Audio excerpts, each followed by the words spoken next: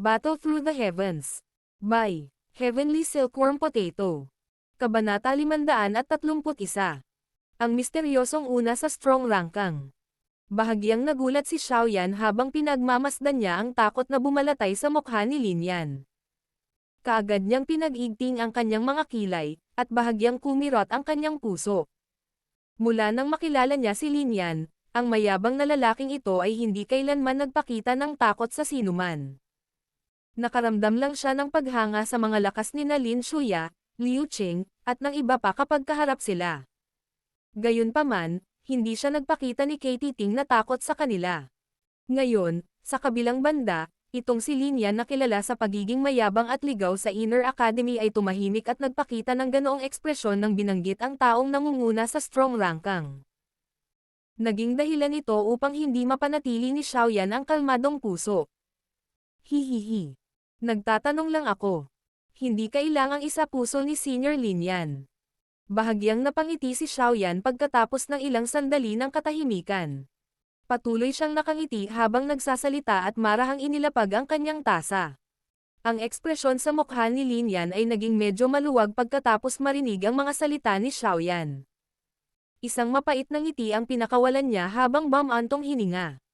Ayoko talagang banggitin ang taong iyon. Sa tingin ko, makikita mo ang taong iyon sa engranding kompetisyon isang buwan mula ngayon. Gayunpaman, bibigyan mo na kita ng payo.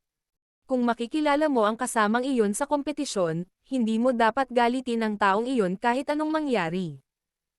Maaari mo ring aminin ang pagkatalo kung hindi ito posible. Kinagat ni Xiaoyan ang kanyang mga labi at tahimik na tumango. Gaano kalakas ang taong iyon na unang nireranggo sa Strong Rangkang? Biglang nakaramdam ng curiosity si Xiaoyan para sa taong iyon habang ang ideyang ito ay kumikislap sa kanyang puso. Talagang hindi niya alam kung anong uri ng nakakatakot na taong iyon ang taong iyon upang maging sanhi ng pagbigkas ni Lin Yan ng mga ganoong salita. Hindi kaya 3 ang ulo at 6 na paa niya. Hihihi. Gayunpaman, maaaring hindi mo makilala ang taong iyon. Ang hirap mong makapasok sa nangungunang 10 ay higit sa 10 beses na mas mahirap kaysa talunin si Bai Cheng. Sa kasalukuyan, ang lahat ng mga kasama sa nangungunang 10 ay, nang walang pagbubukod, ay nasa tuktok ng klase ng Dowling. Mayroon silang mayamang karanasan sa pakikipaglaban. Kasabay nito, ang bawat isa sa kanila ay nagtataglay din ng makapangyarihang Dao skill sa kanilang mga kamay. Ang kanilang lakas sa pakikipaglaban ay malayo sa kung ano ang maihahambing sa isang tao sa klase ni Bai Cheng. Tumawa si Lin Yan. Ang kanyang prangka na mga salita ay hindi nag-iwan ng maraming mukha para kay Xiaoyan. Tumawa ng mapait si Xiaoyan. Wala siyang magawa tungkol sa tahasang paraan na ito ni Lin Yan at nakakapagsalita lamang ng malabo. Gagawin ko lang ang aking makakaya. Bakit hindi tayo mag-away? Kung kaya mo akong talunin o tiisin ang ilang palitan sa aking mga kamay, baka magkaroon ka ng pagkakataon. Ang tingin ni Lin Yan ay umikot ng 2 ikot sa katawan ni Xiaoyan. Biglang nag-init ang mga mata niya habang nagmumungkahi sa medyo madiin na paraan. Nagulat si Xiaoyan nang marinig niya ito. Hindi niya maiwasang maramdaman na nanlamig ang buong katawan niya nang makita ang uhaw na ugali ni Lin Yan. Ang pagkagumo ng lalaking ito sa pakikipaglaban ay halos maihahambing sa kay Wu Hao. Hindi niya nais na gumastos ng pagsisikap upang labanan ang ganitong uri ng tao, na magiging isang baliw na tao kapag nagsimula silang mag-away. Kaya naman, dali-dali niyang iwinagayway ang kanyang kamay at sinabing, kalimutan mo na, kalimutan mo na. Kasalukuyan pa akong nakaka-recover. Hintayin natin ang hinaharap. Napatango lamang si Lin Yan sa pagkabigo nang marinig niya ang pagtanggi ni Xiaoyan. Pagkatapos ng pagsasanay sa loob ng kalahating buwan sa loob ng Blazing Sky Chi Refining Tower, naramdaman niyang nangangati ang kanyang mga kamay. Talagang umaasa siya na mayroong isang tao na magpapahintulot sa kanya na magkaroon ng isang kasya siyang laban. Si Xiaoyan ay nagmamadaling umalis sa paksang ito nang pag-uusap nang makita niya ang ugali ni Lin Yan. Hindi na siya makapaghintay na humanap ng dahilan para paalisan ang huli matapos itong makausap ng ilang sandali. Hindi napigilan ni Zon-er na ngumiti at umiling nang makita niyang pinaalis ni Xiaoyan si Lin Yan at mariing isinara ang pinto. Gayunpaman, Nagmamadali niyang binawi ang kanyang ngiti nang makita niya ang galit na mga mata ni Xiaoyan na ibinato. Nagsalita siya sa matapang na paraan. Alam ko na hindi si senior brother Xiaoyan ang natatakot sa kanya, ngunit nag-aalala ka lang na masasaktan mo siya kapag nag-sparring. Pwede ka lang magpakitang gilas. Napahawak si Xiaoyan sa kanyang ilong sa kahihiyan matapos bigyan ng malinis na slate ni Zun-Er. Sinulyapan niya ang lagay ng panahon sa labas at nag-isip sandali bago nagsalita. Gusto kong pumunta at tingnan ang kinaroroonan ni Elder Hao. Kinokontrol niya ang bodega ng gamot ng Inner Academy, at sa kasalukuyan ay kulang ako sa ilang sangkap na panggamot. Kung mayroon siya nito, kailangan kong kumuha sa kanya kahit anong mangyari. Bahagyang tumango si Zun-Er nang marinig niya ito. Kaagad siyang nagtanong. Kulang ka sa mga sangkap na panggamot. Kamakailan lamang, nabuo ang grupo ng pagtitipon ng gamot ng ating Pansgate. Bukod dito, ilang beses na silang pumasok sa mga bundok, at nagkaroon ng ilang magagandang ani. Maaaring mayroon sila ng kailangan mo. Ngumiti ng mapait si Xiaoyan. Ang mga sangkap ng gamot na kailangan niya ay isang bagay na hindi pa niya nakikita noon. Ang kanilang mga halaga ay isang bagay na masasabi ng isa sa pamamagitan lamang ng pag-iisip. Gayunpaman, hindi niya maisasantabi ang mabuting hangarin ni Zun-Er. Sa makatuwid, sa wakas ay sinabi niya ang pangalan ng panghuling sangkap na panggamot na kulang sa kanya. Asparagus Ice Fire Fruit.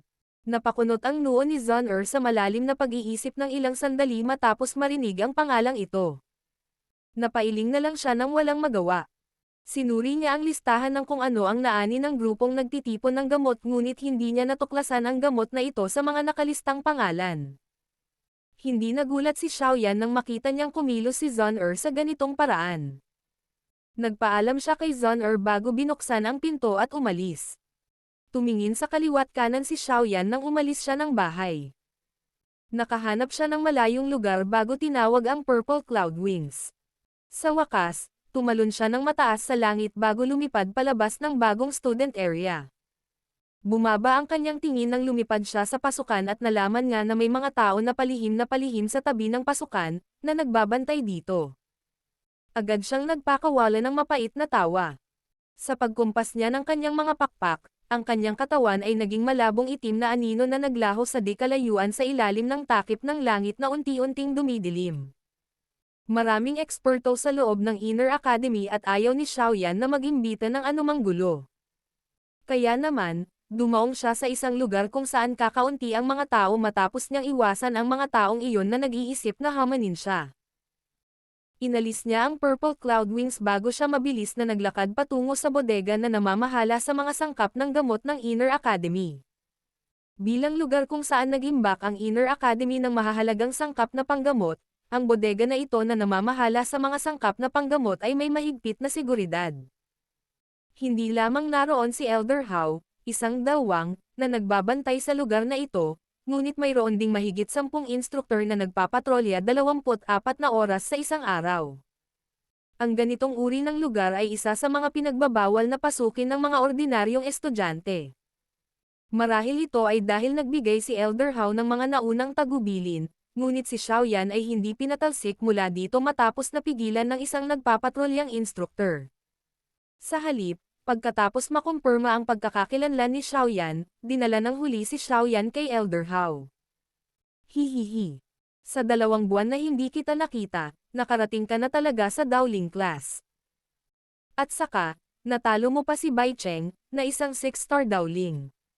Hindi ka naman masama. Si Elder Hao, na orihinal na nag-i-inspeksyon sa mga sangkap na gamot na iniimbak ay nagmamadaling ibinaba ang mga bagay sa kanyang mga kamay nang marinig niyang dumating si Xiaoyan upang hanapin siya. Inutusan niya ang kanyang subordinate na dalhin siya bago ngumiti at tumingin kay Xiaoyan. Maliwanag, narinig na niya ang bagay na iyon sa fighting arena. Swerte lang ako. Bahagyang yumoko si Xiaoyan kay Elder Hao habang nakangiti ito. Pagkaalis lamang ng instruktor ay tahimik siyang nagsalita tungkol sa intensyon ng kanyang pagbisita. Sa pagkakataong ito, hinanap ko si Elder Hao higit sa lahat dahil kulang ako ng sangkap na panggamot para makapagpino ng medicinal pill. Kaya't gusto kong pumunta dito para tingnan kung mahahanap ko ito. Hihihi. Ngayon na medyo tumaas ang lakas ko, malamang na mas mataas ang success rate ko sa pagpino sa Dragon Strength Pill na iyon. Matamang pinagmamasdan ng tingin ni Xiaoyan ang ekspresyon ni Elder Hao. Nang makita ang medyo masayang mukha ng huli pagkatapos niyang marinig ang mga huling salitang iyon ay nakahinga si Xiaoyan ng maluwag. Hihihi. Ang mga gamot na ito na nakalagay dito ay maaga o huli ay kukunin ng mga matandang bastos mula sa Alchemist Department gamit ang ilang dahilan. Ikinaway ni Elder Hao ang kanyang kamay at naglakad palapit kay Xiaoyan sa medyo maalab na paraan. Tinapik niya ang mga balikat ni Xiaoyan habang nakangiti at sinabing, Xiaoyan, hindi na ako magsasabi ng iba pang hindi kinakailangang salita sa iyo. Kung magagawa mong pinuhin ang isang medicinal pill na nasisiyahan ako, papayagan kitang alisin ang alinmang random na sangkap ng gamot mula sa bodega na ito. Ano ang sasabihin mo? Nagulat si Xiaoyan. Isang uri ng medicinal ingredient kapalit ng medicinal pill na mabubusog niya. Ito. Hindi mo dapat isipin na sinasamantala kita. Sa tingin ko, ang isang gamot na sa tingin mo ay mahirap hanapin ay malamang na isang napakabihirang isa. Hindi ka mawawala kung ipinagpalit mo ang isang gamot na tableta para sa isang panggamot na sangkap ng antas na ito. Ano ang masasabi mo? Tumawa si Elder Hao, malinaw na nauunawaan kung ano ang iniisip ni Xiaoyan sa kanyang puso nang makita niyang nag-aalangan ang huli. Bahagyang tumango si Xiaoyan pagkatapos ng ilang sandali ng tahimik na pag-iisip. Kung ang lugar na ito ay talagang may panghuling sangkap na panggamot na kailangan para pinuhin ang Ground Spirit Pill, ang Asparagus Iced Fire Fruit, hindi talaga siya nagpatalo sa paggamit ng Dragon Strength Pill para ipagpalit ito. Gayunpaman, hindi lang siya magpapatalo kung ipinagpalit niya ang gamot na ito. Kung ito ay iba pang sangkap na panggamot, malamang na hindi talaga sulit ang negosyong ito. Sige. Gagawin natin ang iminungkahi ni Elder Hao. Sumilay ang napakatingkad na ngiti sa mukha ni Elder Hao nang marinig niyang sumang-ayon si Xiaoyan. Mas naging maluwag din ang pagkunot ng noo niya. Bigla niyang itinapon ang isang Snow White na item at sinabing, ito ang lugar kung saan iniimbak ng management warehouse ang pinakamahalagang sangkap ng gamot. Pumunta at maghanap doon. Maaari kang pumunta at tuparin ang aming transaksyon kung mahanap mo ito. Nagmamadaling natanggap ni Xiaoyan ang Snow White item. Nanlilisik ang mga mata niya dito. Ito ay talagang isang jade plate na gawa sa puting jade. May mga nakaukit na sari-saring halamang gamot na parang buhay. Isang mahinang halimuyak na panggamot ang lumabas mula rito, na nagiging sanhi ng pakiramdam ng isang tao na nakaka-relax at masaya. Talagang may malalim na pundasyon ang Inner Academy na ito. Kahit ang jade plate na ito ay talagang ginawa gamit ang isang napakabihirang material na jade. Bulong ni Xiaoyan sa kanyang puso habang hawak niya ang jade plate. Hindi na siya nagpatuloy, bagkus tumalikod siya at naglakad patungo sa pintuan na patungo sa bodega ng mga sangkap na gamot. Tama. Munting kapwa, tandaan na hanapin lamang ang bagay na kailangan mo. Huwag basta-basta hawakan ang anumang bagay. May mga bakas ng enerhiya sa mga bagay na iyon. Madarama ko ito sa sandaling ito ay bahagyang nahawakan. Paalala ni Elder Hao bago pumasok si Xiaoyan. Masyadong mahalaga ang mga sangkap na panggamot sa loob at hindi matitiis ng Inner Academy na hindi gumawa ng ilang pag-iingat. Hihihi. Elder Hao, makatitiyak ka. Si Xiaoyan ay hindi sakam na tao. Tumawa si Xiaoyan. Naunawaan niya na pinapaalalahanan siya ni Elder Hao na huwag maging sakam. Kaya naman agad siyang nagbigay ng direktang tugon. Napangiti na lang si Elder Hao nang hindi maipaliwanag ni Xiaoyan ang kahulugan ng kanyang mga salita. Ikinumpas niya ang kanyang mga kamay at muling umupo sa upuan para suriin ang mga dokumento ng mga sangkap na gamot. Bahagyang ngumiti si Xiaoyan, tinulak ang pinto, at pumasok.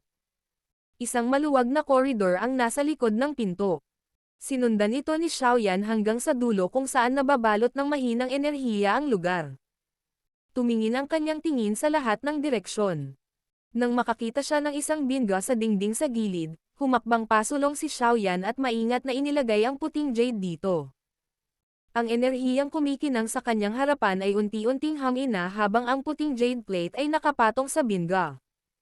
Ilang sandali pa, tuluyan na itong nawala. Kinuha ni Xiaoyan ang puting jade plate. Pinagmasdan niya ang kahoy na pinto na nakatago sa likod ng energy barrier at medyo nababalisa ang kanyang mga kamay. Pagkatapos nito, itinulak niya ang pinto at pumasok sa bodega ng gamot na ito, na nilamon ng mga pabango ng gamot. Battle Through the Heavens. Kabanata 532. Asparagus Ice Fire Fruit. Sa likod ng kahoy na pinto ay isang maluwag na silid na natatakpan ng mahinang fluorescent light. Dahan-dahang naglakad si Xiaoyan, habang nakatingin siya sa lahat ng direksyon. Unti-unting bumalatay sa mukha niya ang pagkagulat. Ang panloob na dingding ng buong silid ay nababalot ng isang creamy white layer ng jade. Maging ang lupa sa ilalim ng kanyang mga paa ay pinagsama-sama ng mga piraso ng maayos na nakaayos na puting jade nang walang anumang mga basag na linya. Ang mahinang fluorescent na ilaw na iyon ay talagang inilalabas mula sa mga puting piraso ng jade na ito. Napakagandang obra maestra. Pinilit ni Xiaoyan ang kanyang dila at napabulalas sa sarili. Ang mga puting jade na piraso ay sobrang mahal. Gayunpaman, medyo epektibo ang mga ito kapag ginamit upang mapanatili ang mga sangkap na panggamot. Sa ganitong uri ng hindi tinatagusan ng hangin na kapaligiran, ang mahahalagang sangkap ng gamot na ito ay hindi mawawala kahit kaunting epektong panggamot. Bukod dito, ang oras na maaari silang ilagay sa imbakan ay lubhang pinahaba. Ang ganitong uri ng pag-aayos ay malayo sa kung ano ang maihahambing sa paggamit ni Xiaoyan ng storage ring upang mag-imbak ng mga sangkap na panggamot. Ang maluwag na silid na napapalibutan ng puting jade ay may dalawang built-in na walkway. Nakaposisyon sa dalawang gilid ng walkway ang matataas at malalaking stand na gawa sa puting jade. Si Xiaoyan ay random na pumasok sa isa sa kanila at ang kanyang tingin ay naanod sa mga stand. Kaagad, tahimik na inilagay doon ang iba't ibang kakaibang sangkap na panggamot, na maaaring matukoy ng isa bilang napakabihirang sa isang sulyap. Bahagyang umagos ang iba't ibang pabango ng gamot na may iba't ibang amoy. Yin Magical Flame Grass. Purple Spirit Plastic Flower. Mukhang tinatawag itong Cold Blood Fruit. Sinundan ng mga yapak ni Xiaoyan ang mga walkway sa tabi ng mga stand habang dahan-dahan siyang naglalakad. Ang iba't ibang kakaibang sangkap na panggamot na inilagay sa loob nito ay naging sanhi ng pagkabigla sa mukha ni Xiaoyan na lalong naging siksik. Sa huli, hindi niya nagawang pangalanan ang ilan sa mga sangkap na panggamot. Gayunpaman, mula sa mga panggamot na pabango na ibinubuga ng mga sangkap na panggamot na ito, masasabi ng isa na sila ay kabilang sa isang uri ng elixir kung saan ang isa ay hindi makakahanap ng isa sa 10,000 sangkap na panggamot. Nakumpleto ni Xiaoyan ang paglalakad sa isang solong koridor pagkatapos gumugol ng halos 10 minuto. Bagamat wala ang asparagus ice fire fruit na kailangan niya, ang iba pang iba't iba at napakabihirang panggamot na sangkap na iyon ang naging dahilan ng pagtibok ng puso ni Xiaoyan ng mas mabilis. Gumalaw ang lalamunan ni Xiaoyan habang lumulunok siya ng laway. Kung hindi dahil sa kanyang kasalukuyang pangangatwiran, malamang na hindi niya mapipigilan ang pag-imbak ng lahat ng mga sangkap na ito ng gamot sa kanyang storage ring. Gayunpaman, ang pag-iisip na ito ay pinigilan niya sa sandaling ito ay kumikislap sa kanyang puso. Kung talagang ganoon ang ginawa niya, malamang na hindi na siya makakatagal pa sa Inner Academy. Kung ito ang kaso, ang bagay na gusto niyang makuha ang Fallen Heart Flame ay matatapos din. Ang mga panggamot na sangkap na ito ay maaaring mahalaga at bihira, ngunit sila ay namutla ng husto kumpara sa huli. Ang mga mata ni Xiaoyan ay matamang nakatitig sa isang tuyong sanga ng puno na kulay pula ng dugo at nabuo ang isang baluktot na hugis na tila lumilipad na sawa. Lalong bumilis ang paglabas ng laway niya sa kanyang bibig. Siya ay pamilyar sa bagay na ito. Minsang sinabi sa kanya ni Yao Lao na ang Blood Python branch na ito ay isang napakabihirang sangkap na panggamot. Higit pa rito, ito ay isang mahalagang sangkap upang pinuhin ang Daoling Pill. Ang Daoling Pill ay karaniwang isa sa pinakahinahangad na Tier 6 na medicinal pill sa kontinente ng Daochi. Ang ganitong uri ng medicinal pill ay maaari lamang kainin sa loob ng klase ng dawang. Hanggat ang isang tao ay kumonsumo ng isang tableta sa panahong ito, ang isa ay makakapagtaas ng antas ng isang bituin ng walang anumang panganib. Siyempre, isa lang ang maaring kumonsumo ng isa sa klase na ito. Kung ang isa ay kumonsumo ng higit pa, ang isa ay mag-aaksaya lamang ng tableta dahil sa paglaban sa mga nakapagpapagaling na epekto na nabuo. Isipin na lang, ang pagtaas ng isang antas sa klase ng dawang ay isang bagay na maaaring hindi makamit ng isa kahit na sa loob ng ilang taon. Gayunpaman, ang maliit na tabletang panggamot na ito ay makapagliligtas ng maraming taon ng akumulasyon. Bukod dito, wala itong anumang epekto. Ang mga piling tao na dawang ay hindi maiwasang mabaliw dito. Nakikita ko, pero hindi ko mahawakan. Ginawa ni Xiaoyan ang lahat ng kanyang makakaya upang ilipat ang kanyang tingin palayo sa Blood Python branch. Isang mapait na tawa ang pinakawalan niya bago pilit na inikat ang katawan at pinilit ang sarili na maglakad patungo sa ibang koridor para hanapin ang gamot na kailangan niya. Mayroong halos 6 hanggang 7 walkway sa buong maluwag na puting Jade Room na may mahigit 100 uri ng mga sangkap na panggamot na nakalagay sa mga ito. Bukod dito, lahat sila ay nasa napakabihirang kategorya. Sunod-sunod na naglakad si Xiaoyan sa koridor. Biglang huminto ang galaw ng kanyang mga yabag sa huling pasilyo habang kumikinang ang kanyang mga mata habang nakatitig sa istant sa kanyang harapan. Sa istant ay isang napakagandang jade plate na may nakalagay na prutas na kasing laki ng palma. Ang prutas na ito ay medyo kakaiba. Ang kalahati nito ay kulay pula habang ang kalahati naman ay puti. Ramdam ni Xiaoyan ang init na lumabas mula sa pulang kulay na gilid kahit na 2 talampakan ang layo niya.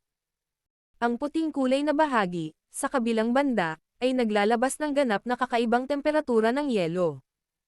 Ang dalawang lubhang magkaibang pagkakaugnay na ito ay perpektong pinagsama sa isang prutas. Dapat sabihin na ang kalikasan ay talagang walang kapantay na kakaiba at hindi pangkaraniwan.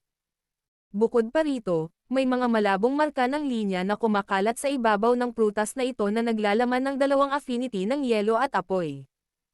Ang mga linyang ito sa buong lugar at mukhang may nakatagong pattern. Gayunpaman, kung ang isa ay maingat na pag-aralan ito, ang isa ay makakakita ng isang kumpol ng kompletong gulo na hindi maintindihan ng isa.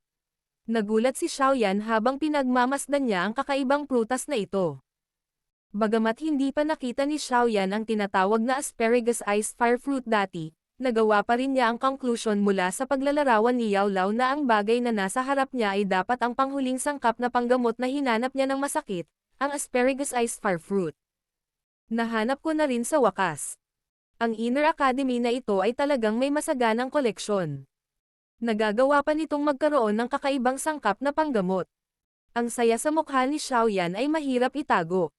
Nasa sabik niyang pinunasan ang mga kamay niya at inabot ang kamay para tanggalin ang asparagus iced fire fruit. Gayunpaman, iniunat pa lang niya ang kanyang kamay nang biglang lumitaw ang isang napakaselan at maliit na kamay at kinuha ang asparagus iced fire fruit mula sa jade plate sa ilalim ng hindi mapapantayang natigilan na tingin ni Xiaoyan. Si Xiaoyan ay talagang hindi nakapag-react sa oras ng maaga ang kanyang target. Walang laman ang kanyang tingin sa walang laman na plato ng jade. Ilang sandali pa, bigla niyang ibinaling ang kanyang ulo sa paraang parang kidlat. May pagkagulat ang kanyang tingin habang nakatingin sa gilid niya. Bahagyang kumaibot ang sulok ng bibig ni Xiaoyan nang makita ng kanyang gulat na tingin ang may-ari ng maliit na kamay sa tabi niya. Ang taong lumitaw sa tabi ni Xiaoyan ay isang batang babae na nakasuot ng puting damit na kapantay ng kanyang baywang. Ang batang babae ay mukhang 12 hanggang 13 taong gulang. Nakalabas ang mapatla purple niyang buhok hanggang baywang at napakalambot ng mukha.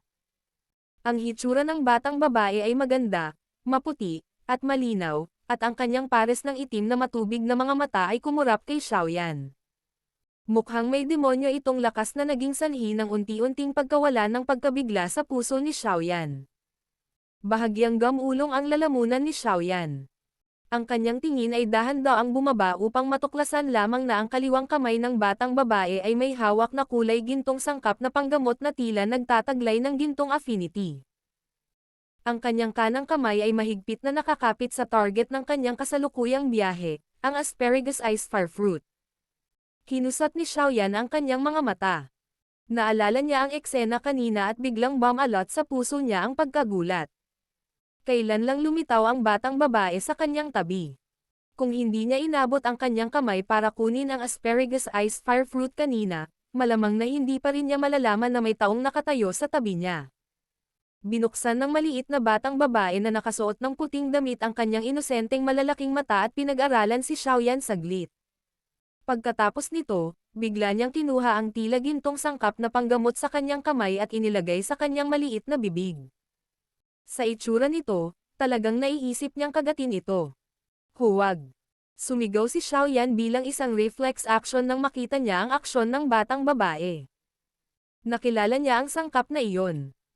Ito ay isang bihirang sangkap na panggamot na pinangalan ng hard gold po. Maaari itong gamitin sa pagpino ng gamot ngunit ang katawan nito ay kasing tigas ng metal. Kalimutan ang tungkol sa paggamit ng mga ngipin sa kagat nito.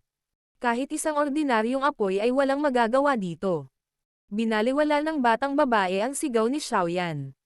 Ang kanyang malinis, puti nyebe, maliliit na ngipin ay kumagat sa sobrang lakas. Kaagad. Isang malinaw na tunog tulad ng pagkabasag ng bato sa bundok ang nagsimulang umalangaw-ngaw sa loob ng maluwang na silid. Si Xiaoyan ay mapurol habang pinagmamasdan ang maliit na puwang sa hard gold po. Maaari pa ring makakita ng mga marka ng ngipin sa lugar kung saan naroon ang puwang. Ang mga patak ng golden yellow color liquid ay tumulo mula sa puwang at dumapo sa snow white jade floor, na lumilitaw na lubhang kapansin-pansin. Creak, creak. Ibinalot ng bibig ng batang babae ang hard gold po na kinagat niya at paulit-ulit na ngumunguya ang kanyang mga ngipin. Isang sinulid ng gintong dilaw na likido ang tumalsik mula sa sulok ng kanyang bibig. Sa wakas, tumulo ito pababa sa kanyang baba. Ang matigas na metal na hard gold po ay parang ordinaryong merienda sa bibig ng batang babae na ito dahil madali itong nguyain bago isubo sa tiyan. Ang mapurol na tingin ni Xiaoyan ay nagpatuloy sa mahabang panahon. Sa wakas, unti-unti na siyang nakabawi. Habang pinagmamasdan niya ang gininto ang dilaw na likido sa gilid ng bibig ng babaeng nakaputing damit sa kanyang harapan, nakaramdam siya ng matinding sakit sa puso. Hindi ba ito labis na pag-aaksaya ng mga likas na bihirang bagay? Ginamit ng maliit na batang babae na nakaputing damit ang pinkish na likod ng kanyang kamay upang panasan ang gininto ang dilaw na likido mula sa sulok ng kanyang bibig. Isang sulyap niya kay Xiaoyan. May bahagyang pagwawalang bahala sa kanyang malalaking maitim na mga mata. Pagkatapos nito, muli niyang binuhat ang asparagus ice fire fruit sa kabilang kamay niya. Ibinuka niya ang kanyang maliit na bibig at mukhang may balak talagang kumagat sa bagay na ito. Ang pagkilos na ito ng batang babae ay agad na ikinagulat ni Xiaoyan hanggang sa siya ay natakot. Ang asparagus ice fire fruit na ito ay isang bagay na napakahirap niyang nahanap. Kung kakagat lang siya ng ganito, gaano katagal bago siya makakahanap ng pangalawa? Huwag mong kainin. Muling sumigaw si Xiaoyan. Hindi mapakali si Xiaoyan sa kakaibang kalagayan ng batang babae sa kanyang harapan. Nagmamadali niyang inilahad ang kanyang kamay at kinuha ang asparagus ice fire fruit. Nakalahad lang ang kanyang kamay nang ang maliit na kamay ng batang babae, na hawak pa rin ang hard gold po, ay lumawak sa paraang parang kidlat. Sa wakas, inabot niya ang dalawang daliri na puti nyebe pinkish at marahang hinawakan ang palad ni Xiaoyan. Bagamat medyo magaan at maliksi ang mga kilos ng batang babae, biglang nagbago ang mukha ni Xiaoyan nang humawak ang dalawang daliri sa kanya. Pinilit niyang hilahin ang kamay niya ng buong lakas, ngunit hindi ito naging dahilan upang bahagyang igalaw ng dalaga ang kamay nito. Kaagad, ang pagkabigla ay hindi napigil ang bumakas sa kanyang mukha. Ito. Anong uri ng halimaw ang batang babaeng ito? Talagang nagtataglay siya ng lakas na kahit isang dawang ay hindi taglay sa murang edad. Ito. Isang pag-iisip na mabilis na umikot sa kanyang puso nang maramdaman niya ang kanyang likod na bumubuhos ng malamig na pawis. Gumalaw ng kaunti ang maliit na bibig ng batang babae na nakasuot ng puting damit matapos hawakan ang palad ni Xiaoyan. Ang isang malutong na gumagalaw na malambing na boses ng isang maliit na batang babae ay nagdala ng kawalang interes habang ito ay tumutunog sa loob ng silid. Hindi alam ni Xiaoyan kung siya ay nagkakamali, ngunit naramdaman pa niya na ang malambing na boses na ito ay naglalaman ng ilang layunin ng pagpatay. Gusto mong kunin ang gamit ko. Battle Through the Heavens. Kabanata 533. Ang Mysterious White-Clothed Little Girl. Halatang malambing ang boses niya at ang cute ng itsura niya. Gayunpaman, ang kakaibang aura na inilabas ng maliit na batang babae na nakasuot ng puting damit ay naging sanhi ng tensyon ng isip ni Xiaoyan. Pinalitan niya ng tingin ang malalaking itim na mga mata nito. Pagkaraan ng ilang sandali, tumawa siya ng mahina. Bata, ang lasa ng bagay na ito. Bakit hindi mo ito ibigay sa akin? Kailangan kong kainin sila kung gusto kong lumaki. Mahinahong sabi ng batang babae. Kailangan nito ng oras para lumaki ka. Sa paggawa nito, hinihila mo lang ang shoot para tulungan itong lumaki at wala kang anumang mga benepisyo. Kalmado ang mukha ni Xiaoyan, ngunit naging maingay ang kanyang puso. Ang kakaibang maliit na batang babae na ito ay nakakain na ng isang pambihirang sangkap na panggamot, at siya lang ang kakapasok lang sa bodega ng pamamahala ng sangkap na ito.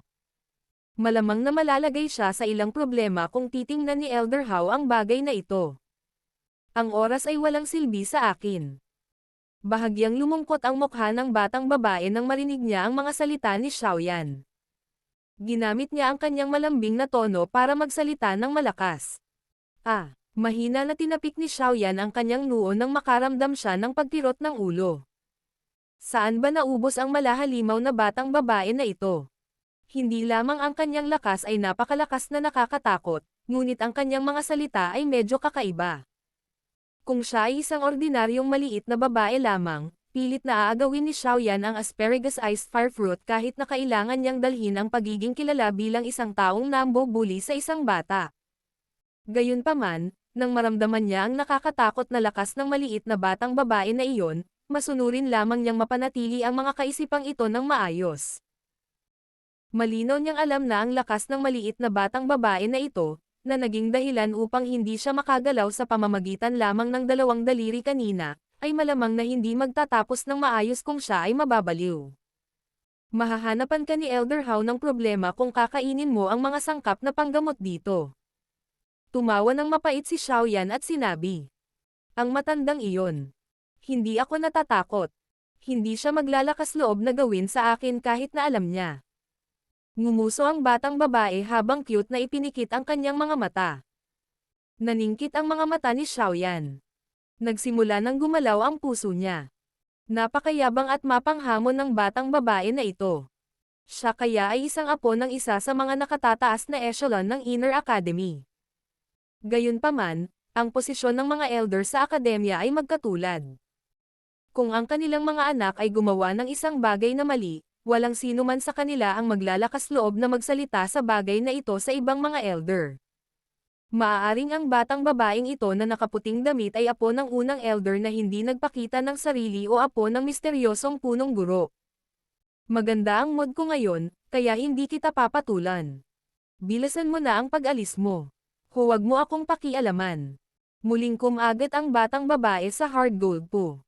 Wika niya sa malabong boses habang ngumunguya ang bibig. Muli, napalunok siya ng isang subo ng gintong dilaw na likido. Gayunpaman, bahagyang nagkunot ang kanyang mga kilay at bamulong. Ang sarap talaga. Hindi mapigilan ni Xiaoyan na hindi makapagsalita nang marinig niya ang pag-ungol nito sa gilid. Kung makita ng ibang mga alchemist kung paano niya sinira ang isang pambihirang sangkap na panggamot, at bumulong-bulong pa na nakakatakot ang lasa, malamang na galit sila at tumaas ang usok mula sa kanilang mga butas ng ilungno. Walang magawang umiling si Xiaoyan. Magsasalita pa sana siya ng bahagyang kumirot ang puso niya. Isang napakaamo ng ngiti ang sumilay sa kanyang mukha habang siya ay tumingkayad at malumanay na sinabi. Little sister, ang lasa ng mga gamot na ito ay kakilakilabot, hindi ba? Habang binibigkas ng kanyang bibig ang mga salitang ito, tahimik na nanunuya ang puso ni Xiaoyan. Ang mga panggamot na sangkap na ito ay naglalaman ng napakadalisay na lakas ng gamot. Ang kanilang panlasa ay natural na hindi magiging mabuti kung sila ay direktang natupok. Aha, grabe. Agad namang tumango ang maliit na batang babae na nakasuot ng puti bilang pagsang-ayon nang marinig niya ang mga salita ni Xiaoyan.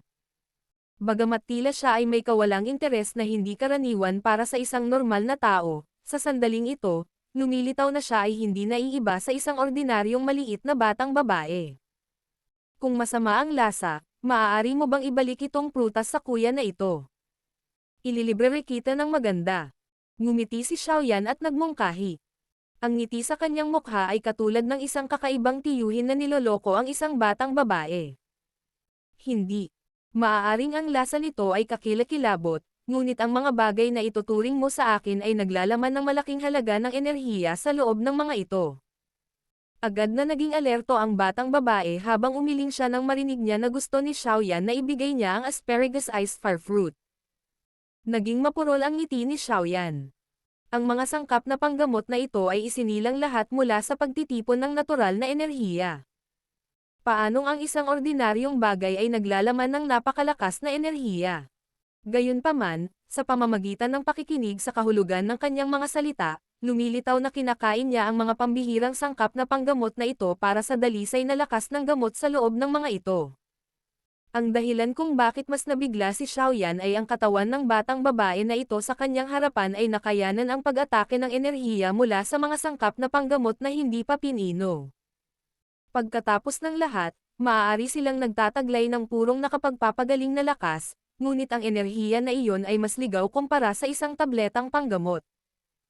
Si Xiaoyan ay may ilang pagdududa sa kanyang puso, ngunit pagkatapos niyang isipin ang iba't ibang hindi pangkaraniwang kilos ng batang babae, tahimik siyang tumango. Malamang na ang batang babae na ito ay hindi isang ordinaryong tao. Sinapo ni Xiaoyan ang kanyang ulo habang nakakaramdam ng pagkabalisa pagkaraan ng ilang sandali, sinabi niya sa paraang nagsusuri. Bakit hindi kita tulungan ng bahagya na pinuhin ang mga sangkap na panggamot na gusto mong kainin at gawing mas masarap ang mga ito? Ito ay mas mabuti kaysa kainin ang mga sangkap na panggamot na hilaw. Pinuhin. Bahagyang tumigil ang ngumunguya ng bibig ng batang babae. Ang malaki niyang maitim na mata ay biglang lumiwanag ng kaunti. Ikaw ay isang alchemist. Naisip ni Xiaoyan na maaaring gumana ang bagay na ito sa kanyang puso kapag nakita niya ang ekspresyon ng batang babae. Nagmamadali siyang tumango at sinabing, basta ibalik mo sa akin itong asparagus iced fire fruit, tutulungan kitang pinuhin ang mga sangkap na panggamot na gusto mong kainin hanggang sa maging mas malasa. Ano ang masasabi mo? Ang pagpino ng mga medicinal pill ay isang napakahirap na gawain, ngunit hindi ito kukuha ng labis na pagsisikap kung ang gawain ay pinipino lamang ang isang uri ng panggamot na sangkap hanggang sa ito ay maging yawan at tahimik na magdagdag ng kaunti pang mga sangkap na nagpasarap sa lasa nito. Gayunpaman, ang ganitong uri ng yawan na gumamit lamang ng isang uri ng nakapagpapagaling na sangkap upang pinuhin ay hindi nakatakas sa ligaw at marahas na katangian ng nakapagpapagaling na epekto nito.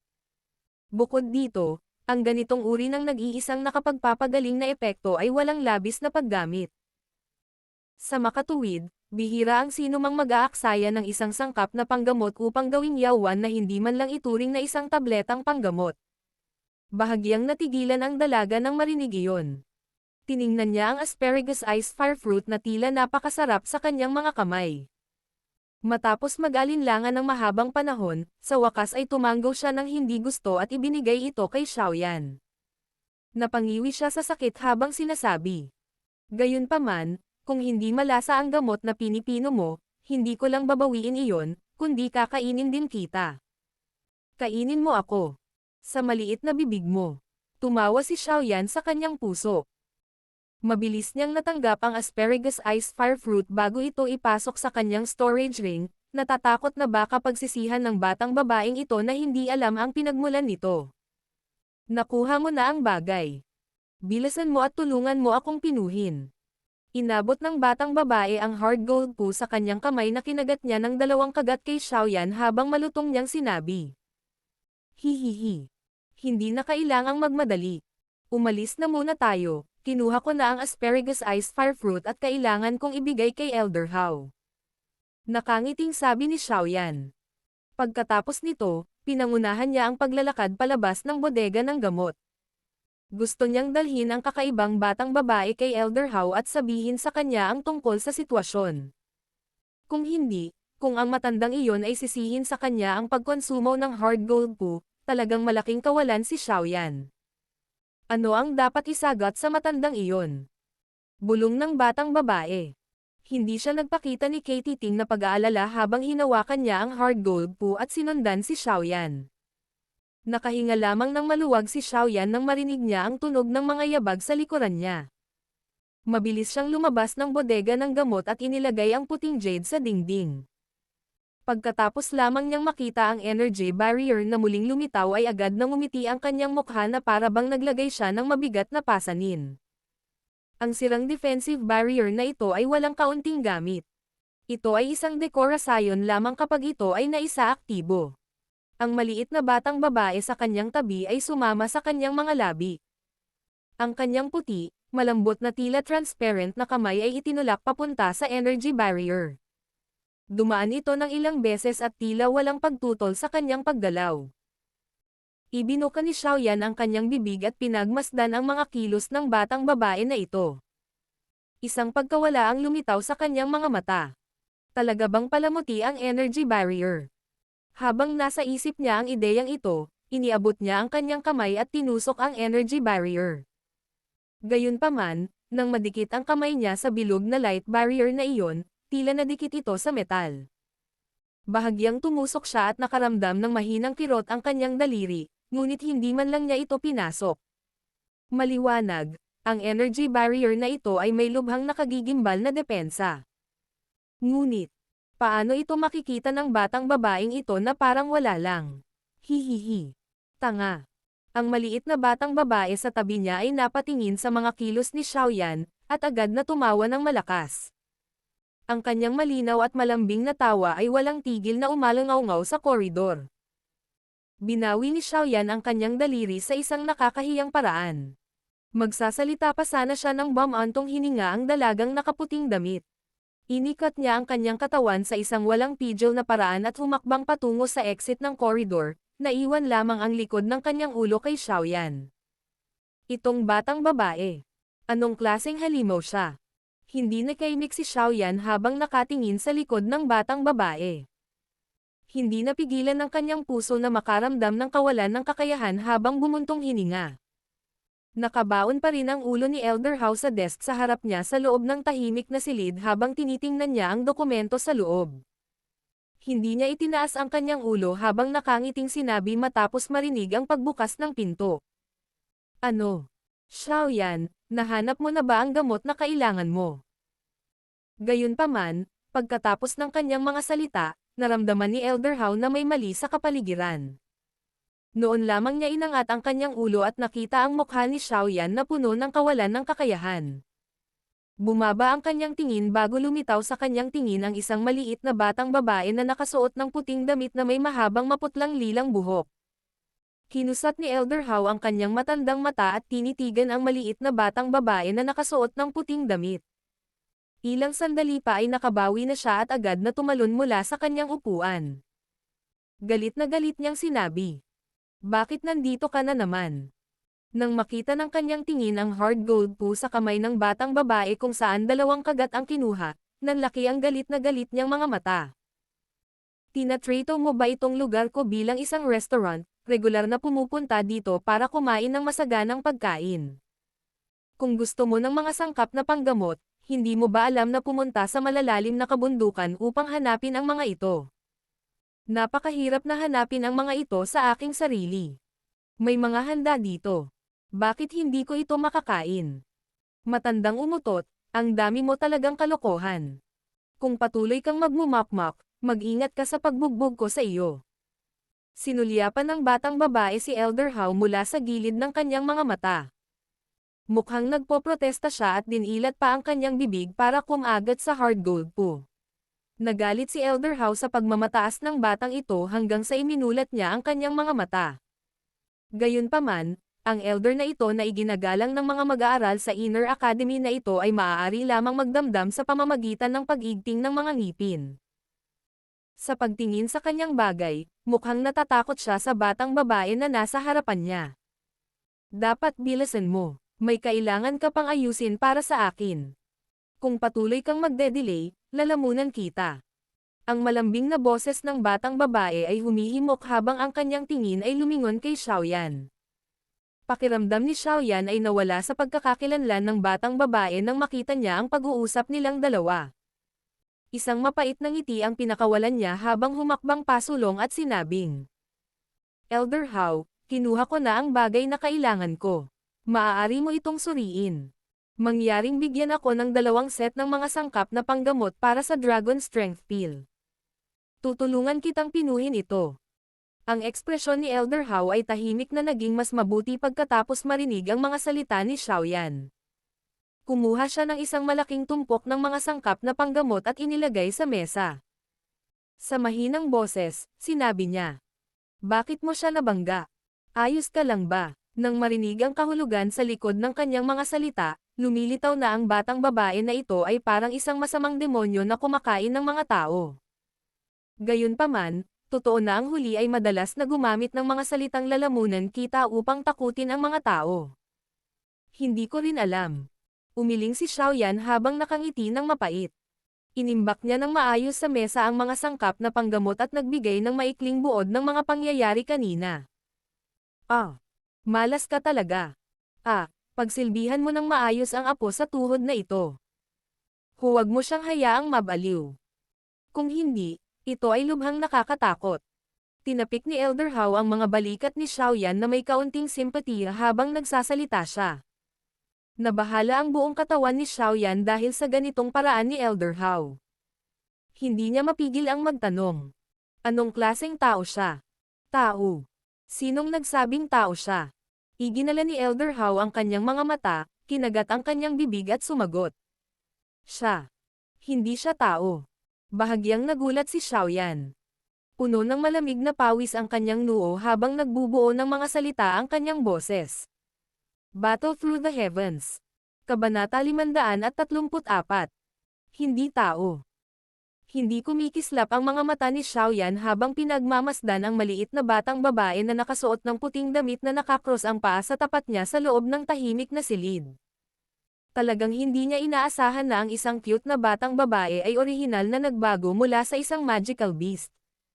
Mula nang siya ay ipinanganak, ito ang unang pagkakataon na nakakita siya ng isang tao na nagbago mula sa isang magical beast. Kaya naman, nagulat siya at nagkaroon ng biglaang pag-unawa sa kanyang puso. Hindi nakapagtataka na naglakas loob siyang kumain ng hilaw na sangkap ng gamot. Ang kanyang orihinal na anyo ay talagang isang magical beast. Sa malakas na katawan ng isang magical beast, ang ligaw at marahas na medicinal strength ay nasa hangganan pa rin ng kanyang resistensya. Sapat na ba ang nakita mo? Bilisan mo at tulungan mo akong magpino. Bahagyang nagalit ang batang babae habang pinag-aaralan siya ni Xiaoyan. Agad niyang ibinato ang hard gold po sa kanyang kamay at galit na nagsalita. Kanina, maaaring kinausap ni Elder Hao si Xiaoyan sa mahinang boses ngunit malinaw pa rin niyang naririnig ang sinabi nito. Tinanggap ni Xiaoyan ang hard gold po at ngumiti ng tumango. Ikinumpas niya ang kanyang kamay at ipinatawag ang kanyang medicinal cauldron. Sa huling pagkakataon, ang kanyang medicinal cauldron ay sumabog sa kompetisyon. Sa makatuwid, ang medicinal cauldron na ginamit niya sa pagkakataong ito ay isang bagay na binili niya mula sa trading area pagkatapos ng event. Hindi masyadong mataas ang grade nito at katulad ng medicinal cauldron na ginamit niya noon. Gayunpaman, maaari pa rin itong gamitin. Sa isang pagwagayway ng kanyang kamay, nabuo ang isang tipak ng berdeng apoy sa dulo ng daliri ni Xiaoyan. Itatapon na sana niya ito sa medicinal cauldron nang magulat siya nang madiskubre niya na medyo nataranta ang batang babae sa tabi niya. Nagulat si Xiaoyan nang makita niya ang mahinang balisa nitong mga mag-aaral. Kaagad, bigla siyang naintindihan.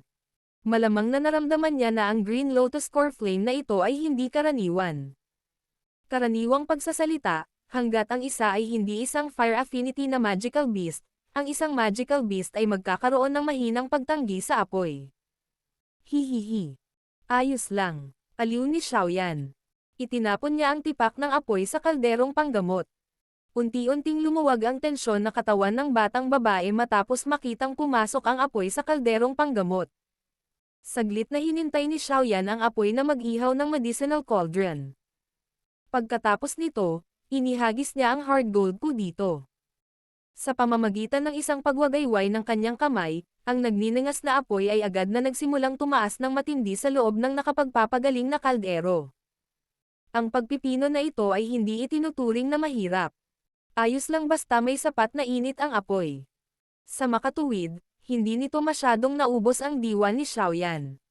Bukod sa pagpino, ibinaling ni Xiaoyan ang kanyang atensyon at ibinaling ang kanyang tingin sa maliit na batang babae na nakasuot ng puti sa kanyang tabi. Lalong naging curious ang puso niya tungkol sa kanya mula nang malaman niya ang pagkatao nito. Sa sandaling ito, ang malalaking maitim na mata ng maliit na batang babae ay nakatitig sa kalderong panggamot ng hindi kumukurap. Little sister, Ubo, may gusto sana akong itanong sa iyo. Sasagutin mo ba ako? Si Xiaoyan ay umubo bago siya ngumiti at nagtanong. Ano? Hindi ibinaling ng batang babae ang kanyang tingin. Dahan-dahan lang niyang ibinoka ang kanyang bibig. Natatandaan ko na kung ang isang magical beast ay gustong mag-transform sa anyo ng tao, dapat itong kahit papaano ay umabot sa dawang class, hindi ba? Huwag mong sabihin sakin. Ngumiti si Xiaoyan at nagtanong sa kanya. Talagang nahirapan siyang maniwala na ang batang babaeng ito sa kanyang harapan ay nagtataglay ng kakayahan ng isang dawang. Bagamat ang kanyang lakas ay lubhang nakakatakot, si Xiaoyan ay tahimik na tinimbang ito, at ito ay lumitaw sa paligid ng lakas ng klase ng dawang. Hindi ako ganoon kalakas. Kaya lang hindi ko sinasadyang kumain ng bihirang makitang body transformation grass. Pagkatapos noon, naging ganito na ako at hindi na ako makakapag-transform pabalik. Ang dahilan kung bakit kinakain ko ang mga gamot na ito ay para mabilis akong lumaki. Pagkatapos nito, magagawa ko ng mag-transform sa pagitan ng aking katawan ng hayop at katawan ng tao ayon sa gusto ko. Kumunat ang noo ng batang babae. Mukhang hindi talaga siya interesadong banggitin ito. Sa makatuwid, ang kanyang boses ay may humuhuni na tono. Body transformation grass. Hindi nakapagtataka. Biglang naintindihan ni Xiaoyan nang marinig niya ito. Ang body transformation grass ay isang mahalagang sangkap upang pinuhin ang body transformation pill. Sa makatuwid, mayroon din itong ilan sa mga epekto ng pagbabago ng body transformation pill. Gayunpaman, kung ubusin ito ng isang halimaw na hindi pa nakakaabot ng kinakailangang lakas, ang halimaw ay may ipit sa pagbabagong anyo nito sa anyong tao hanggang sa biglang bumagsak ang lakas nito sa klase ng dawang. Nasaan ang mga magulang mo? Sinulyapan ni Xiaoyan ang hard gold po na unti-unting natutunaw sa ilalim ng pag-ihaw ng berdeng apoy sa loob ng medicinal cauldron habang siya ay random na nagtanong. Wala akong dala. Ibinaba ng batang babae ang kanyang ulo at itinupi ang magkabilang paa. Ang kanyang mga kamay ay nakayakap sa kanyang mga tuhod habang ang kanyang puting nyebe na malinis na ngipin ay mahigpit na kumagat sa kanyang mga labi. Ang malalaking maitim na mga mata ay may ilang kahalumigmigan. Mula nang magkamalay ako hanggang ngayon, namumuhay akong mag-isa sa kabundukan. Noong bata pa ako, binubuli ako ng ibang mga kasamahan at nakakatakas lang ng malungkot. Hanggang sa kumain ako ng body transformation grass. Noon ko nakilala ang first elder ng Inner Academy. Dinala niya ako sa Inner Academy at nanatili ako rito. Nagulat si Xiaoyan. Pinagmasdan niya ang matigas na paraan kung saan ang maliit na batang babae ay mahigpit na nakagat sa kanyang mga labi. Kahit si Xiaoyan ay malabo na nararamdaman ang kalungkutan sa kanyang puso. Nagpakawala siya ng mahinang buntong hininga at ginawa ang lahat ng kanyang makakaya na gumamit ng malumanay na boses para magsalita. Kahit papaano hindi ka mabubuli sa lugar na ito. Takot na takot sa akin ang mga taong iyon. Paano sila mangangahas na ay bully ako? Para sa isang tulad mo, kaya kitang kainin sa isang lagok. Muling tumaas ang pagmamalaki sa mukha ng batang babae nang magsalita ito. Huwag mong sabihin na kakainin mo ang isang tao sa isang lagok kung may makikilala ka sa hinaharap. Ikaw ay nasa anyo na ng tao. Umiling si Xiaoyan sa walang imak na paraan. Dapat niyang makita kung gaano kasaya ng magsalita ang maliit na katawan ng mga ganoong salita. Ito ang totoo, pero hindi pa ako kumakain ng tao dati. Ungol ng batang babae. Naging mas mabuti ang kanyang ugali pagkatapos makipag-usap kay Xiaoyan ng ilang sandali. Kung gayon, pinakamahusay na huwag kang kumain ng isa. Ungol ni Xiaoyan. Ikinumpas niya ang kanyang kamay at nahulog ang isang bukol ng pulbos sa medicinal cauldron. Agad itong sumanib sa gintong dilaw na likido. Ang 10 daliri ni Xiaoyan ay biglang sumayaw ng matulin. Kasunod ng pagsasayaw ng kanyang mga daliri, ang gintong dilaw na likido sa loob ng medicinal cauldron ay mabilis na naghiwalay. Sa wakas, nagbago ito sa 12-dosenang maliliit na kumpol ng likido. Magsama-sama. Malumanay na sumigaw si Xiaoyan. Ang likido ay mabilis na tumigas. Sa isang kisap mata, sila ay naging 12-dosenang may kantab na gintong danwan, na gumugulong at umiikot sa ibabaw ng berdeng apoy. Ang ganitong uri ng pagpipino ay talagang madali. Gaano kabuti kung ang pagpino ng mga panggamot na table task ay magiging ganito ka-relax. Nagpakawala ng mapait na tawa si Xiaoyan habang pinagmamasdan niya ang mga danwan na naglalabas ng gininto ang kinang. Gamit ang kanyang kamay, dinala ng 12-dosenang kulay gintong danwan ang gininto ang kinang habang sila ay bumaril mula sa loob ng medicinal cauldron. Sa wakas, napunta sila sa isang bote ng jade sa kamay ni Xiaoyan. Oy, bakit hindi mo subukan? Dapat mas masarap ang lasa kaysa sa mga sangkap na panggamot na kinakain mo ng hilaw. Ngumiti si Xiaoyan at nagmungkahi habang iniabot ang bote ng jade sa batang babae sa kanyang tabi. Kanina pa siya sabik na nakatingin sa kanya. Paulit-ulit na tumango ang batang babae habang mabilis niyang ibinuhos ang isang kulay gintong danwan. Hindi niya pinansin ang natitirang init na naruroon at diretsyong itinapon sa kanyang bibig. Ginamit niya ang kanyang lakas sa pagmuya. Ang sarap. Ninuya ng batang babae ang danwan pagkatapos ng 2 hanggang 3 kagat bago ito nilamon. Dinilaan niya ang kanyang mga labi at tinitigan ang bote ng jade sa kanyang kamay, nais na magpatuloy sa pagkain. Ngumiti si Xiaoyan at iwinagayway ang kanyang kamay para kunin ang mga sangkap na panggamot para dalisayan ang Dragon Strength Pill mula sa kanyang storage ring. Inayos niya ang mga ito habang sinabi niya, dapat mong itago ang mga danwan na ito para sa iyong sariling pagkain. Huwag mong bigyan ang iba nitong makakain. Kung hindi, pahihirapan mo ang taong iyon hanggang sa kamatayan. Hindi man lang matatawag na medicinal pill ang ganitong uri ng danwan. Siya lamang, na may malakas na konstitusyon ng magical beast ang makakatiis ng ganitong uri ng ligaw at marahas na lakas ng gamot. Kung kakainin ito ng isang tao, malamang na mawalan siya ng isang layer ng balat o mamatay pa nga. Nararamdaman ko mismo na sila ay hindi sapat. Ang maliit na batang babae ay ungol. Tumayo siya at sadyang kumilos sa matanda habang tinatapik ang mga balikat ni Xiaoyan. Maganda ang ginawa mo. Maaari kang pumunta at hanapin ako kung may mang-aapi sa iyo sa hinaharap. Paninindigan kita. Walang sino man sa Inner Academy na ito ang maglalakas loob na saktan ako. Hindi naramdaman ni Xiaoyan na tumawa o umiyak habang umiiling siya. Marahan niyang hinaplos ang napaka-cute na ulo ng batang babae habang nakangiti at sinabing, sige, hahanapin talaga kita. Kung gayon, kung nakain ko na ang lahat ng ito, maaari mo ba akong tulungang magpino pa? Tretuhin mo ito bilang isang gantimpala para sa pagprotekta ko sa iyo. Agad namang natuwa ang batang babae nang marinig niya ito. Nakaluhod siya sa harap ni Xiaoyan. Ang malalaking maitim na mga mata ay puno ng pag-asa. Inilibot ni Xiaoyan ang kanyang mga mata. Talagang may pinaplano itong batang babae na ito. Halos akala niya ay may mabuting puso ito. Sige, sige. Maaari mo akong hanapin pagkatapos mong kainin ang lahat ng ito. Tandaan mo ang aking pangalan at ang lugar kung saan ako nakatira.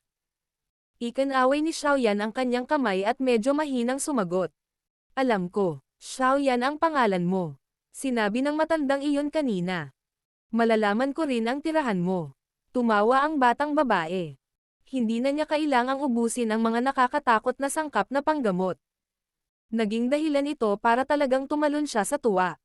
Si Xiaoyan ay binigyan ng titulo ng isang napakabuting tao sa kanyang puso. Kung ganoon, dapat mong ipagpatuloy ang pagpino. Ang panggamot na pagpipino na ito ay masyadong mapurol. Mapalad na hindi ko ito natutunan. Kung hindi, ako ay maiinip hanggang mamatay. Sa wakas ay tumayo ang maliit na batang babae na may kasiyahan matapos makamit ang kanyang layunin. Iniabot niya ang kanyang dila kay Xiaoyan at tumawa habang tumugon. Muling umiling si Xiaoyan, na hindi makapagsalita.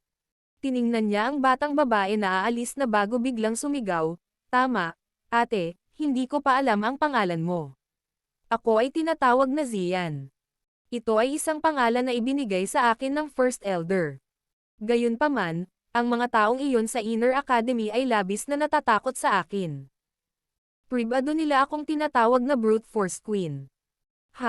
Lahat sila ay iniisip na hindi ko alam iyon. Ang maliit na batang babae ay tahimik na kumunot ang kanyang ilong. Marahas na sumayaw ang kanyang kamao sa kanyang harapan. Kaagad, isang matalim na tunog ang biglang lumitaw at isang pares ng hindi nakikitang mga anino ng kamao ang bumaril tulad ng hangin. Sa wakas, pumwesto sila malapit sa mukha ni Xiaoyan habang lumipad sila bago mabigat na binasag ang espesyal na ginawang pader na kasing tigas ng metal. Sa sandaling iyon, lumitaw ang ilang malalim na dark black hole na may dalang ilang crack lines. Tumutulo ang malamig na pawis mula sa noo ni Xiaoyan. Nasapo niya ang kanyang noo sa pagkatulala. Matagal bago niya ibinato ang galit na galit kay Zian. Munting halimaw, gusto mo ba akong patayin? Tinakpan ng maliit na kamay ang bibig niya. Palihim niyang pinalawak ang kanyang dila bago nagmamadaling yumoko kay Xiaoyan. Sa kasalukuyan, si Xiaoyan ay parang isang magulang na nagbibigay ng pagkain para sa kanya. Hindi siya dapat masaktan. Senior Brother Xiao, pwede ka nang magayos. Aalis muna ako. Pupunta ako at hahanapin kita pagkatapos kong kainin ang mga ito. Bagamat nagsasalita siya ng ganito sa kanyang bibig, si Zian ay nagmamadaling tumakas palabas ng pinto. Napatawa lamang si Xiaoyan nang makita niyang tumakas si Zian. Tunay na cute ang batang babae na ito, ngunit medyo marahas siya. Napabuntong hininga si Xiaoyan. Ikinumpas niya ang kanyang kamay at muling nabuo sa dulo ng kanyang daliri ang isang tipak ng kulay berdeng apoy. Tama, Senior Brother Xiao, may rangkang ako sa Inner Academy. Kahit anong strong rangkang yan. Ako ang una, okay. Kung may mga api sa iyo sa hinaharap, banggitin mo lang ang pangalan ko. Isang maliit na ulo ang biglang lumabas mula sa pintuan. Ngumiti siya kay Xiaoyan bago nagmamadaling tumakas. Puff! Ang kulay berdeng apoy na kumukulot paitaas ay biglang naglaho. Napaawang ang bibig niya habang nakatitig sa pinto ng nakatulala. Ilang sandali pa bago manginig ang buong katawan niya habang bumubulong. Ako. Siya ang nangungunang tao sa strong rangkang na naging sanhi ng matinding panginginig ni Lin Yan sa takot. Naramdaman lang ni Xiaoyan na ang mundong ito ay puno ng drama sa sandaling ito. Battle Through the Heavens. Kabanata 535. Ang pangwakas na sangkap na panggamot. Matagal bago si Xiaoyan, na nasa loob ng isang tahimik na lihim na silid, sa wakas ay nakabawi mula sa nakakagulat na balita na niluwan ni Zian mula sa kanyang bibig. Napahilamos siya sa mukha ng sobrang lakas at tumawa ng mapait. Talagang hindi inaasahan na ang una sa strong rangkang, na inilarawan ni Lin Yan hanggang sa lumitaw na siya ay isang immortal, ay talagang isang batang babae. Hindi, dapat sabihin na ito ay isang makapangyarihang magical beast na may hitsura ng tao. Ang cute din ng batang babae na ito. Nagtataka ako kung bakit takot na takot si Lin Yan sa kanya. Gayunpaman, sa kanyang lakas, talagang nakakaupo siya sa pinakamataas na posisyon. Kung titingnan mula sa kanyang nakakatakot na lakas, malamang na kahit ang isang piling tao na si Dawang ay hindi maglalakas loob na labanan ang kanyang ulo. Mahinang ungol ni Xiaoyan. Kahit na ang lakas ng batang ito ay nakakatakot na medyo lumampas sa dagat, lumilitaw na lubos siyang umaasa sa kanyang pisikal na lakas mula sa paraan ng pag-atake niya kanina. Hindi siya gumamit ng kahit katiting na lakas. Biglang tumunog ang boses ni Yao Lao mula sa puso ni Xiaoyan sa mabagal na paraan. Nakikita ba ng guro kung anong uri ng magical beast si Zian? Tanong ni Xiaoyan. Hindi ko masabi. Naubos na niya ang body transformation grass.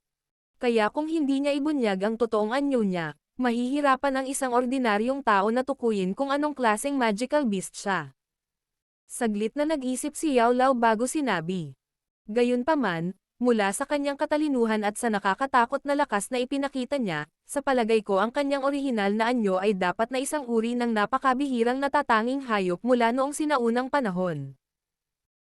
Pagkatapos ng lahat, tiyak na imposible para sa isang ordinaryong magical beast na magsanay hanggang sa klase ng dawang nang hindi bababa sa 100 taon kung hindi ito mabibiyayaan ng napakagandang pagkakataong tulad nito, ngunit pagkatapos ng napakagandang pagkakataong babae. Ang magical beast na nagsanay sa loob ng 100 taon, ang kanyang orihinal na anyo ay dapat magkaroon ng isang hindi pangkaraniwang pinagmulan. Oh! Bahagyang tumango si Xiaoyan.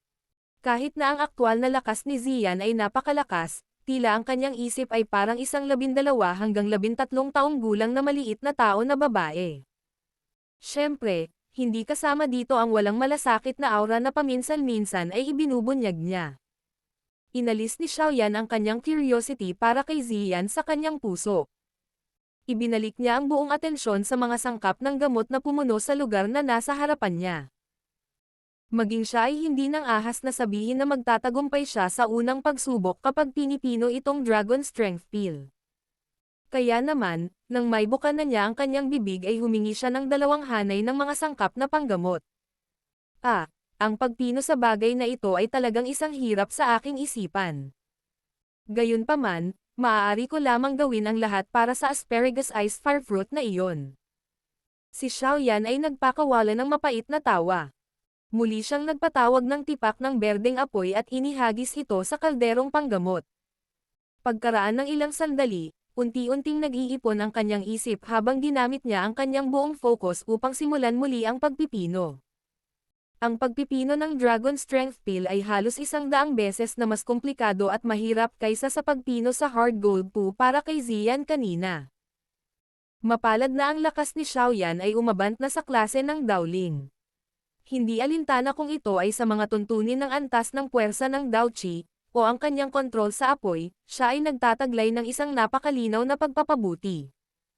Kaya naman, ang pagsasanay sa pagkakataong ito ay mas nakaka-relax kumpara noong nakipagkompetensya siya kay Han Xian. Gayunpaman, ito ay medyo nagsasalita lamang. Mula sa hitsura ng makapal na pawis na paulit-ulit na tumutulo mula sa kanyang noo, kailangan niyang ibuhos ang lahat ng kanyang pagsisikap upang mapino itong Dragon Strength Pill. Ang berdeng apoy ay dumaan sa medicinal cauldron at nakatatak sa dingding sa loob ng tahimik na silid. Sumayaw ito sa paligid, gumagawa ng nagbabantang mga kilos na para bang isa itong mabangis na hayop. Habang tumataas ang apoy, ang mga sangkap na panggamot na inilagay sa harap ni Xiaoyan ay mabilis ding nabawasan. Mabilis na lumipas ang oras sa panahon ng pagpipino. Matapos gumugol ng halos 8 oras, ang mahirap na pagpipino sa wakas ay pumasok sa huling yugto nito. Magsama-sama. Umalangaw-ngaw ang sigaw mula sa loob ng tahimik na silid. Kaagad, isang madilim na pulang kinang ang lumabas mula sa loob ng medicinal cauldron. Sa wakas, napahawak ito ng mahigpit sa palad ni Xiaoyan. Pinagmasdan niya ito pataas-baba bago tumango ng may kasiyahan habang inilalagay ang bote ng jade sa storage ring. Bagamat matagumpay niyang napino ang isang Dragon Strength Pill sa panahon ng refinement na ito, nasira din niya ang isang set ng mga sangkap na panggamot. Gayunpaman, si Xiaoyan ay hindi nakakaramdam ng labis na sakit sa puso dahil lamang dito. Malinaw niyang alam na ang pagkakaroon ng antas ng tagumpay na ito na 50% ay isa ng magandang resulta. Agad na bumagsak si Xiaoyan sa pagod matapos ang lahat ng ito. Naglabas siya ng energy recovery pill mula sa kanyang storage ring at pinasok ito sa kanyang bibig. Hindi niya pinansin ang pagod na ibinubuga sa buong katawan niya habang nagmamadaling umupo na naka-cross-legged at pumasok sa kanyang training mode. Ang pagsasanay sa ganitong uri ng sitwasyon kung saan ang Dao Qi sa kanyang katawan ay ganap na pagod na umani ng 2 beses sa mga benepisyo sa kalahati ng pagsisikap. Ang usapin ng pagsasanay ay tulad ng paggamit ng mga patak ng tubig upang bumuo ng isang ilog. Ang isang tao ay hindi maaaring hangina kahit kaunti. Ang pagsasanay sa pagkakataong ito ay gumamit ng kabuuang mahigit 1 oras. Noon lang nawala ang pakiramdam ng walang laman na loob sa katawan ni Xiaoyan. Naramdaman niya ang malakas na Dao Qi na dumadaloy sa kanyang mga ugat. Bahagyang natuwa siya nang matuklasan na medyo lumakas ang Dao Qi sa kanyang katawan. Sa hitsura nito, ang pagpipino ng mga gamot na table task ay maaaring maging sanhi ng kanyang pagod na malapit na siyang mamatay, ngunit ang prosesong ito ay hindi ganap na walang anumang benepisyo. Huminga ng mahabang hininga si Xiaoyan at iniunat ang kanyang tamad na baywang. Nang marinig niya ang tunog ng pagbitak ng kanyang mga buto sa isa't isa, isang comfortable at kasiya siyang pakiramdam ng paggaling mula sa matinding pagod ay kumalat mula sa kaibuturan ng kanyang puso, na naging sanhi ng isang ngiti sa gilid ng kanyang bibig. Ngayong nakuha na natin ang Asparagus Ice Fire Fruit, kulang na lang ako sa Final Rank 6 Water Affinity Monster Core bago posible na pinuhin ang Ground Spirit Peel. Marahang hinaplos ng daliri ni Xiaoyan ang kanyang storage ring. Kaagad, ang kaakit-akit na prutas na may yelo at apoy sa isang nilalang ay lumitaw sa kanyang kamay. Rank 6. Katumbas iyon ng isang magical beast na kasing lakas ng isang dalubhasa sa klase ng Daohuang. Saan ako pupunta at hahanapin ito? Hinaplos ni Xiaoyan ang kanyang ulo at mahinang nagsalita. Mag-isip tayo ng solusyon. Bahagya kong naramdaman na ang Fallen Heart Flame sa Blazing Sky Chi-Refine ng tower ay lalong lumalakas kamakailan. Natatakot ako na ang pag-aalsa na binanggit ko ay hindi malayo. Mabagal na sabi ni Yao Lao. Ang sandali ng pag-aalsa ng Fallen Heart Flame ang magiging pinakamagandang pagkakataon natin para agawin ito. Hindi natin ito dapat palampasin. Kung hindi, malamang na ang problemang makakaharap natin kung gusto nating agawin ito sa hinaharap ay magiging 10 beses man lang. Kaya, dapat nating isulong ang pagdadalisay ng Ground Spirit Peel sa lalong madaling panahon. Ngumiti ng mapait si Xiaoyan at tumango. Antong hininga siya. Gagawin ko ang lahat. Hihihi. Pwede kang mag-relax. Kung talagang hindi posible, maaari tayong pumunta sa malalalim na bundok para maghanap ng Rank 6 Magical Beast. Imposibleng walang Rank 6 Magical Beast na nakatago sa napakalawak na hanay ng bundok. Napatawa si Yao Lao. Napangiti si Xiaoyan nang marinig niya ang nakakaaliw na salita ni Yao Lao. Gayunpaman, hindi siya ganap na komportable. Marahil ay may Rank 6 na Magical Beast na nakatago sa loob ng bulubundukin. Gayunpaman, sa anong paraan naging madaling pumatay ng isang Magical Beast na may ganitong ranggo? Bukod dito, kahit na mapatay niya ito, tiyak na sisabog ang isang malaking labanang nakakatakot. Sa oras na iyon, malamang na malantad ang guro sakaling maalarma ang mga elder ng Inner Academy. Iyon ay magiging medyo mahirap. Muling bumuntong hininga si Xiaoyan. May tatago lamang ni Xiaoyan ang mga alalahanang ito. Inilagay niya ang medicinal cauldron sa kanyang storage ring at tinapik ang sarili. Sa wakas, tumayo siya at dahan-daang lumabas sa tahimik na silid na ito. Pinanood ni Elder Hao si Xiaoyan na lumabas ng silid. Nagmamadali siyang tumayo at hindi mapakali na nagtanong. Kumusta ang iyong pagpipino? Nagtagumpay ka ba? Medyo naunawaan ni Elder Hao ang tungkol sa medicinal pill refinement. Sa makatuwid, naunawaan din niya kung gaano kataas ang rate ng pagkabigo sa pagpino ng isang antas ng 5 gamot na tableta. Hihihi. Nabigo ako minsan, ngunit sa kabutihang palad, hindi ko binaygo ang inaasahan ni Elder. Ngumiti si Xiaoyan at tumango. Humakbang siya at inilabas ang isang bote ng jade na nag-imbak ng Dragon Strength Pill bago dahan-daang inilagay sa mesa. Nagmamadaling kinuha ni Elder Hao ang bote ng jade sa mesa matapos itong makita. Maingat niyang inilabas ang isang bilog na dark red medicinal pill mula sa loob at tuwang-tuwang sinab. Talagang nagtagumpay ka, bata, mayroon ka talagang kakayahan. Hindi ka takataka na kaya mo pang pigilan ang Heavenly Flame. Ngumiti si Xiaoyan at sumagot ng ilang mahinang salita nang marinig niya ito. Dahil napino mo ang isang Dragon Strength Pill, ang Asparagus Ice Fire Fruit na iyon ay magiging iyo. Hihihi, ang iyong mga mata ay talagang matalas. Ang pambihira ng bagay na ito ay maaaring may rank sa top 10 kahit nasa loob ng buong bodega ng gamot. Inimbak ni Elder Hao ang Dragon Strength Pill ng maayos, at kinawayan ang kanyang kamay sa isang mapagbigay na paraan. Pabiro niyang sinabi, kung may iba pang sangkap na panggamot na kailangan mo sa hinaharap, maaari mo na lang akong hanapin. Gayunpaman, tandaan ang ating transaksyon. Hahaha. Muli, ang pagpino ng isang Dragon Strength Pill ay muntik na akong bumagsak. Ngumiti si Xiaoyan at nagpasalamat kay Elder Hao habang bumubulong siya sa kanyang puso. Ikinulong niya ang kanyang mga kamay at magpapalam na sana kay Elder Hao nang kumikilos ang kanyang puso. Nagtanong siya sa paraang nagsusuri. Elder Hao, kailangan ko pa rin ng madalian sa ngayon. Maaari ko bang tanungin kung matutulungan ako ni Elder Hao na hanapin ito? Kung maaari, gagawin ni Xiaoyan ang lahat ng kanyang makakaya upang pinuhin ang anumang gamot na hihilingin ni Elder. Oh, ano ang kailangan mo? Lumiwanag ang mga mata ni Elder Hao nang marinig niya ito habang interesado siyang nagtanong. Isang rank 6 na Water Affinity Monster Core. Tinitigan ni Xiaoyan ang mukha ni Elder Hao. Nang sabihin niya ang mga salitang ito, malinaw niyang naramdaman ang bahagyang pagkibot ng mukha ng kabilang partido. Rank 6. Bakit kailangan mo ng napakataas na ranggo na Monster Core? Ang rank 6 na Magical Beast ay katumbas ng isang elite na Daohuang.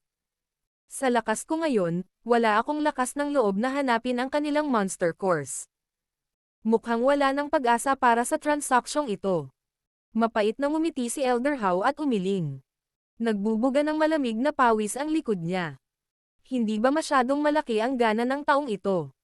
Ibinuka niya talaga ang kanyang bibig at direktang humingi ng rank 6 Monster Core. Akala niya ba ay bato iyon na mapupulot sa gilid ng kalsada? Napabuntong hininga lamang si Xiaoyan sa pagkabigo nang marinig niya ang mga salita ni Elder Hao. Sabi niya na may mapait na ngiti. Kakalimutan natin ito dahil wala nito si Elder. Inikat ni Xiaoyan ang kanyang katawan at umalis nang sabihin niya ito. Gayunpaman, pagkatapos himashimas ni Elder Hao ang kanyang balbas at mag-isip sandali, bigla niyang ibinuka ang kanyang bibig at sinabing. Totoo na wala akong rank 6 na Water Affinity na Monster Core, ngunit maaari kitang i-refer sa isang Elder. Nagkataon na mayroon siyang rank 6 na Water Affinity na Monster Core sa kanyang mga kamay. Isa na maswerteng nakuha niya noon. Nagulat si Xiaoyan nang marinig niya ito. Agad na bumalatay sa mukha niya ang ligaw na saya. Talaga. Kung may re-refer ako ni Elder Hao sa kanya, tiyak na hindi makakalimutan ni Xiaoyan ang mga benepisyo ni Elder Hao sakaling makuha ko ang rank 6 Monster Core. Hindi ka dapat masyadong nasa sabik ngayon. Ang taong iyon ay may kuripot na karakter. Noon, itinaya niya ang kanyang buhay upang umasa sa swerte para makapatay ng isang rank 6 magical beast na malubhang nasugatan.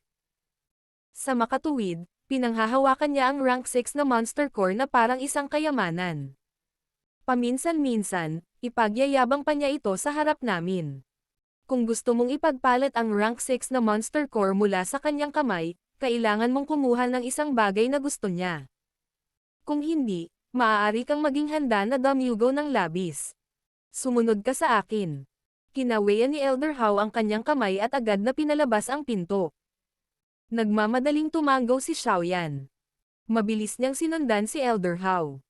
Ang pagkakaroon ng mga balita tungkol sa isang rank 6 Monster Core sa isang sandali nang siya ay napilitan ng oras ay walang alinlangan na magandang balita sa kanya. Dapat niyang makuha ang rank 6 Monster Core na iyon anuman ang presyo nito.